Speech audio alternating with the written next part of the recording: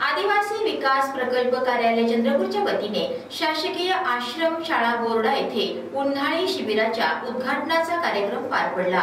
यावेळी अध्यक्षस्थानी प्रकल्प अधिकारी विकास राचेलवार यांची तर विशेष अतिथी म्हणून विभागीय वन अधिकारी प्रशांत खाडे, जिल्हा कोषागार अधिकारी पवार, जिल्हा आरोग्य अधिकारी डॉक्टर अशोक कटरे उपस्थित होते।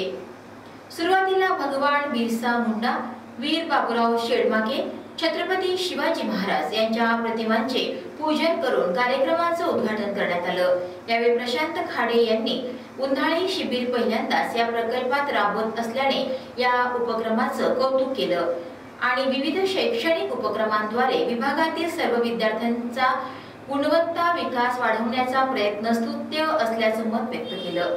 जिल्हा कोषागार अधिकारी पवार यांनी प्रकल्प कार्यालयाचे आभार मानत अशा प्रकारचे शिबिर सर्वत्र राबवले जावे जेणेकरून आदिवासी विद्यार्थी हा समाजात मानाचं स्थान प्राप्त करू शकेल असं मत व्यक्त केलं।